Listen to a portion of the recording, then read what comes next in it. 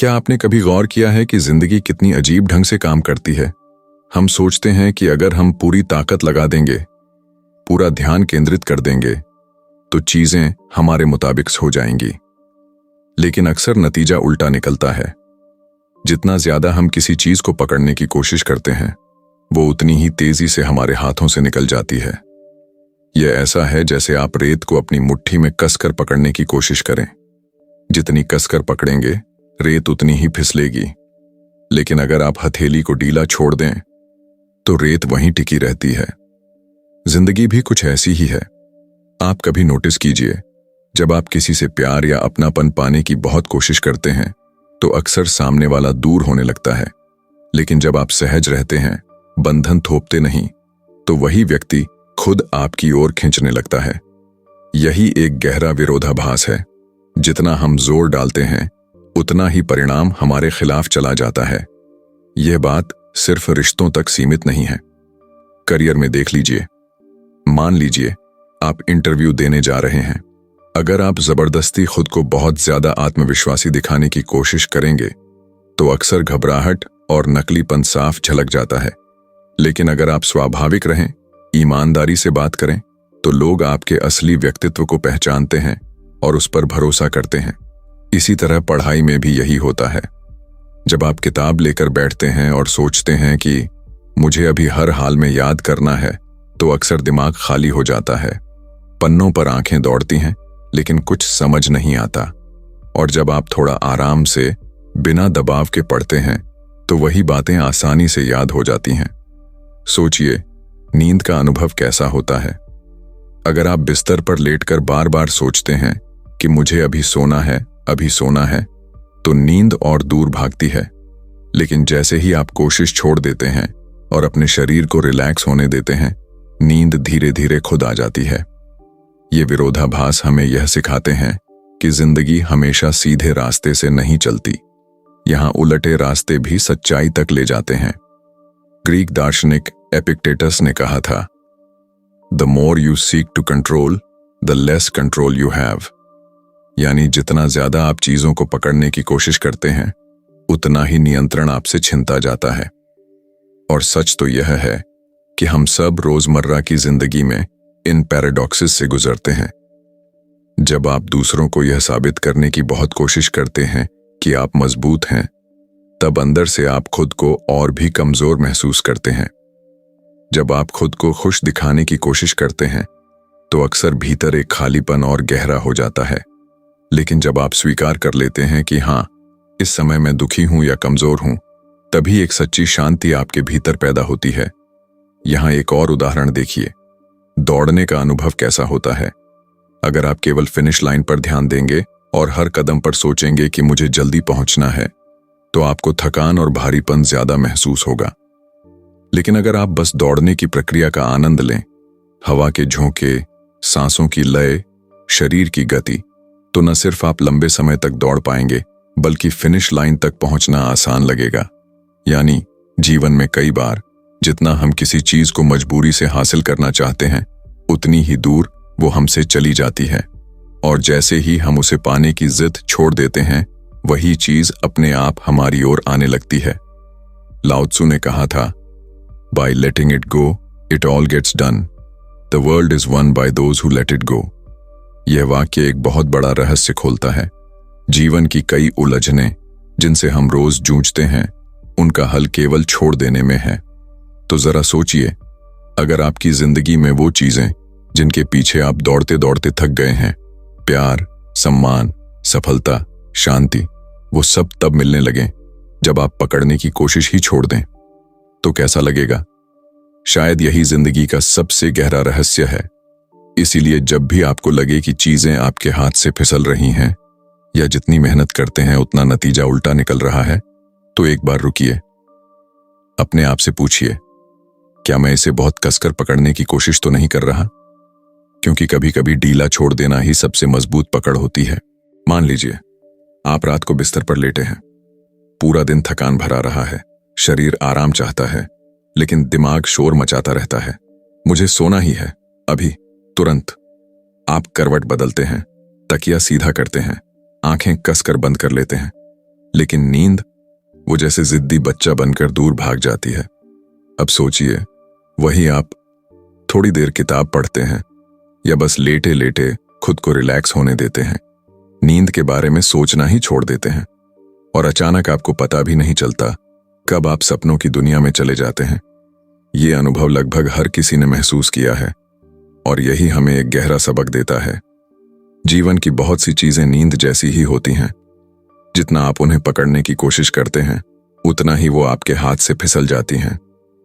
लेकिन जैसे ही आप पकड़ने का दबाव छोड़ देते हैं, वही चीजें धीरे धीरे आपके पास आने लगती हैं। रिश्तों की दुनिया को ही ले लीजिए।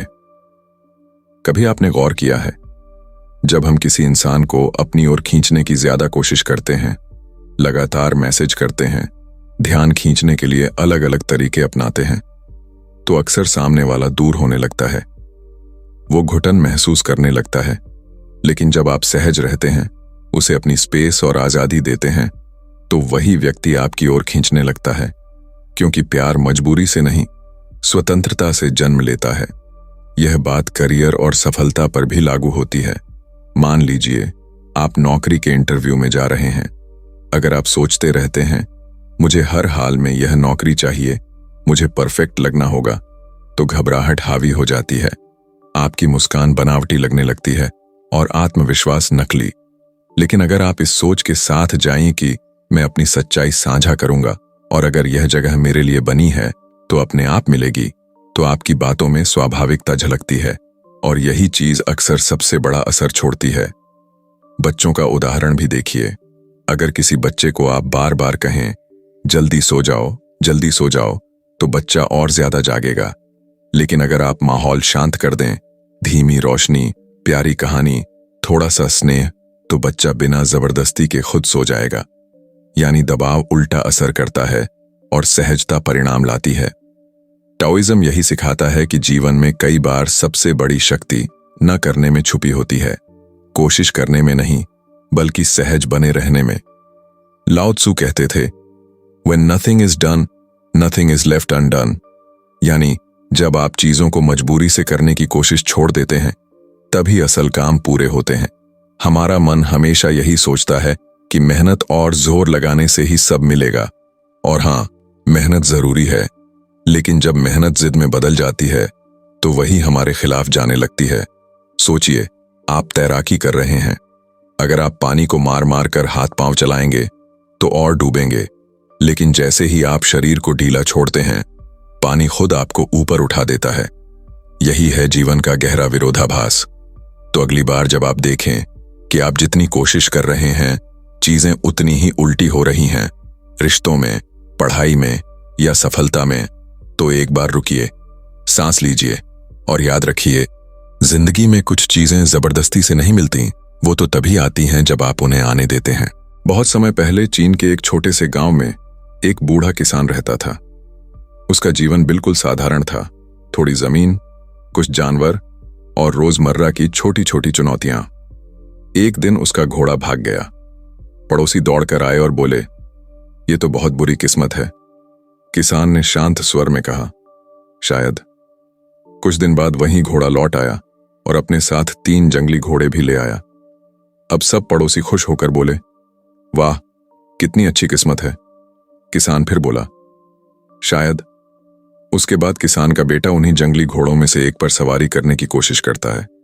घोड़ा बेकाबू हो जाता है और बेटा गिरकर घायल हो जाता है। पड़ोसी फिर से आए। ओह, कितना बुरा हुआ। किसान मुस्कुराकर कहता है, शायद। कुछ ही हफ्तों बाद उस इलाके में युद्ध शुरू हो जाता है। हर परिवार के नौजवानों को सेना में भर्ती होना पड़ता है, लेकिन किसान का बेटा घायल था, इसलिए उसे नहीं बुलाया गया। और अब सब पड़ोसी फिर कहते हैं, तुम्हारी कितनी अच्छी किस्मत है। किसान ने हमेशा की तरह वही शब्द दोहराए, शायद। ये कहानी हमें यह सिखाती है कि जो चीज आज हमें बुरी लग रही है, वही कल हमारे लिए आशीर्वाद साबित हो सकती है। और जो चीज आज बहुत अच्छी लग रही है, वो कल मुश्किलों का कारण भी बन सकती है। यही जीवन का पैराडॉक्स है। लाओ त्सु ने इसी विचार को अपने शब्दों में कहा, What is a good fortune? Bad fortune hides within it. What is bad fortune? Good fortune hides within it. यानी हर सौभाग्य के भीतर दुर्भाग्य छुपा है और हर दुर्भाग्य के भीतर सौभाग्य। सोचिए, यह बात कितनी गहरी है।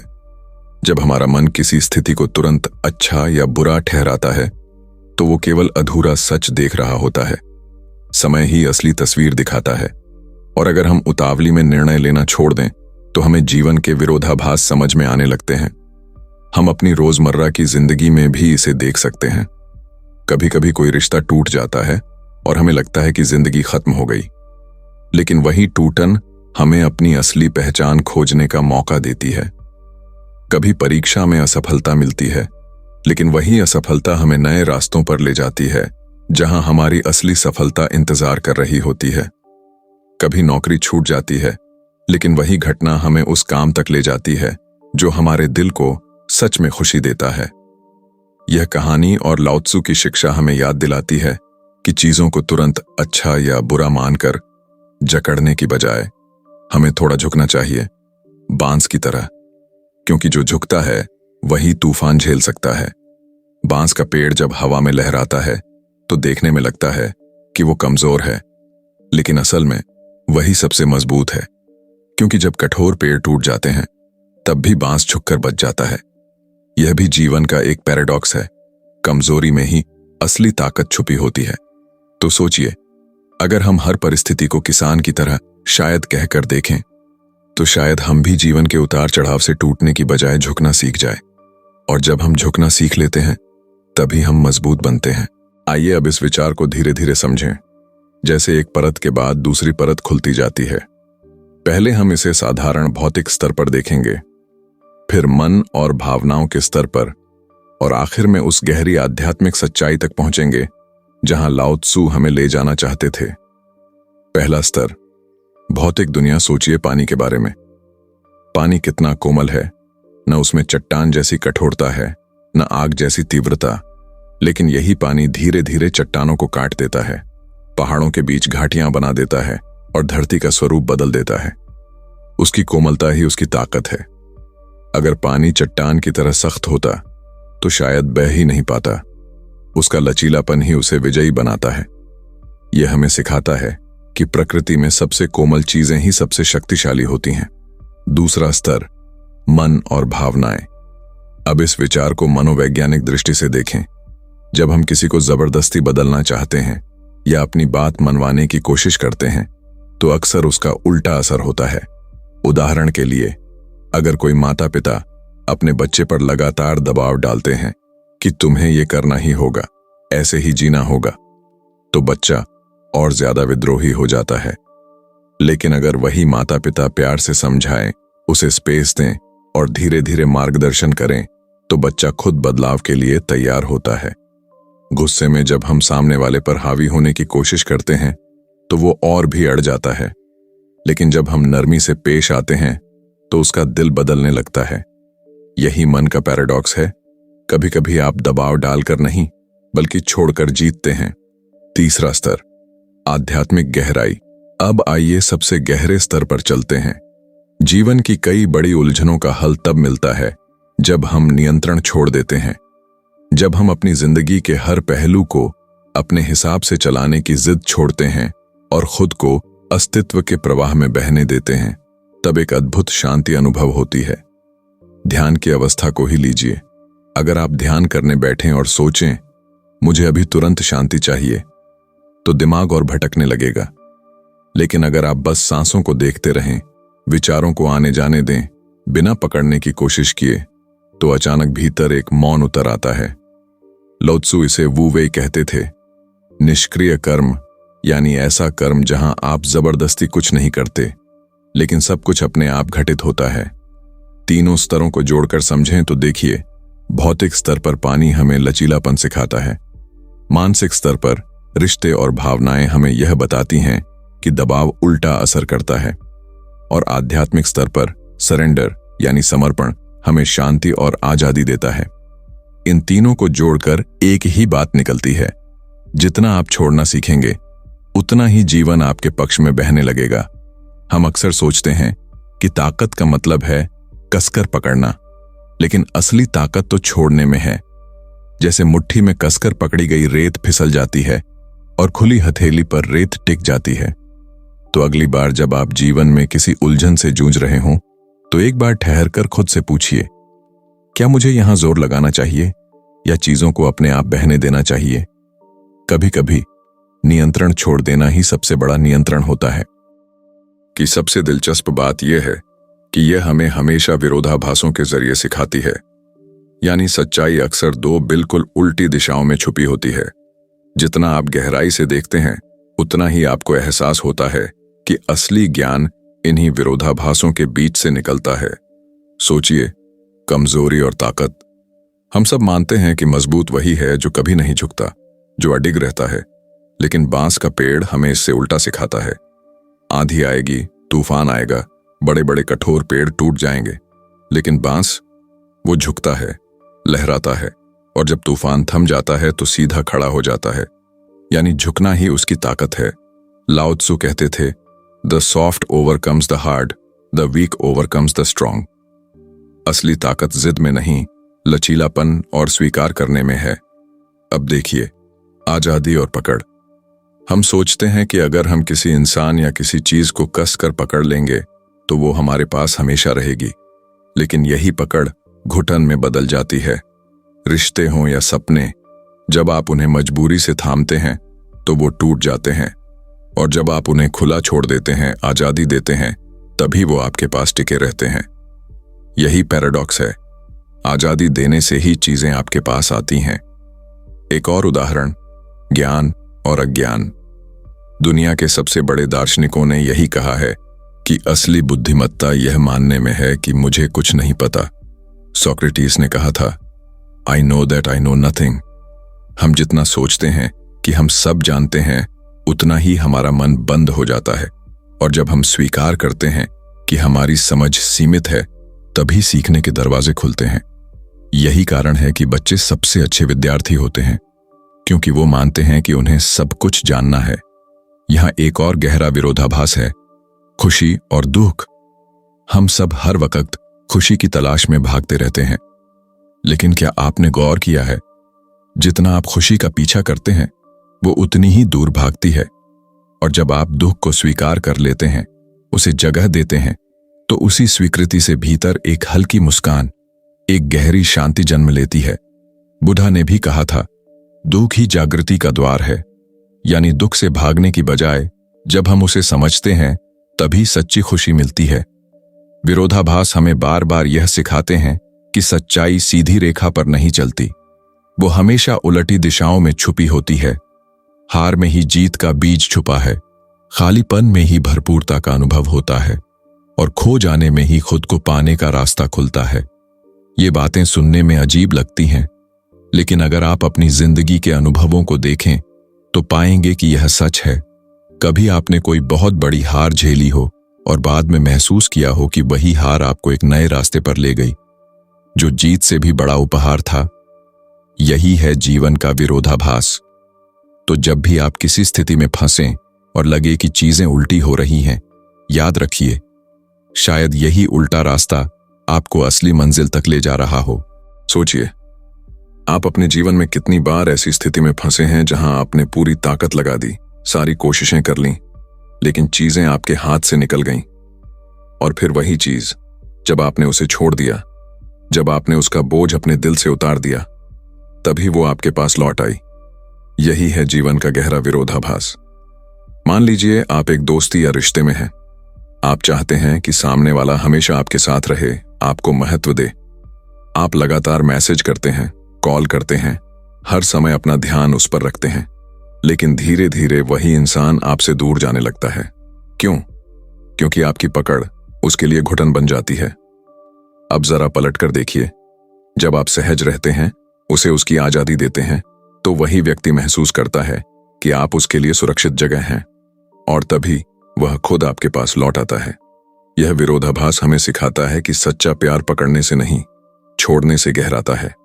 अब इसे जीवन के दूसरे पहलू पर देखिए, सपनों और लक्ष्यों में। जब आप केवल नतीजे पर अटक जाते हैं, मुझे यह नौकरी हर हाल में चाहिए, मुझे यह सफलता अभी चाहिए, तो आपका मन दबाव से भर जाता है। घबराहट और तनाव आपको उलझा देते हैं। लेकिन जब आप अपनी ऊर्जा परिणाम की बजाय प्रक्रिया में लगाते हैं, दिल से काम करते हैं, ईमानदारी से सीखते हैं, यात्रा का आनंद लेते हैं, तो अक्सर सफलता अपने आप आपके पीछे पीछे चली आती है। जैसे किसी कोने में रखा फूल जब बिना शोर शराबे के खिलता है, तो तितलियां और मधुमक्खियां खुद उसकी ओर खींच आती हैं। यहां तक कि हमारे मन के भीतर भी यही पैराडॉक्स काम करता है। कभी आपने महसूस किया है, जब आप बार बार सोचते हैं कि मुझे यह विचार नहीं सोचना चाहिए, तो वही विचार और ज्यादा ताकत से लौटता है। लेकिन जैसे ही आप कहते हैं, ठीक है, आओ, मैं तुम्हें देखता हूं, मैं तुम्हें स्वीकार करता हूं, तो वही विचार धीरे धीरे अपनी पकड़ खो देता है। लाओ त्सु के वू वेई का यही मतलब है, निष्क्रिय कर्म। यानी आप जबरदस्ती कुछ नहीं करते, लेकिन सब कुछ सहजता से घटित होता है। तो अगली बार जब आप पाएं कि जीवन आपकी पकड़ से फिसल रहा है, तो रुकिए, गहरी सांस लीजिए और अपने आप से पूछिए, क्या मैं इसे बहुत कसकर पकड़ने की कोशिश तो नहीं कर रहा? क्या मुझे इसे छोड़ देना चाहिए और देखना चाहिए कि यह अपने आप कैसे लौट आता है? अब मैं आपसे एक सीधा सवाल पूछना चाहता हूं। आपकी जिंदगी में कौन सा विरोधाभास, कौन सा पैराडॉक्स आपको सबसे ज्यादा सोचने पर मजबूर करता है? क्या वो यह है कि जितना आप खुशी का पीछा करते हैं, उतनी ही वो दूर भागती है? या यह कि असफलता ही असली सफलता का रास्ता खोलती है? या फिर यह कि कोमलता में ही सबसे बड़ी ताकत छुपी होती है? मैं दिल से चाहूंगा कि आप अपना अनुभव नीचे कमेंट में लिखें।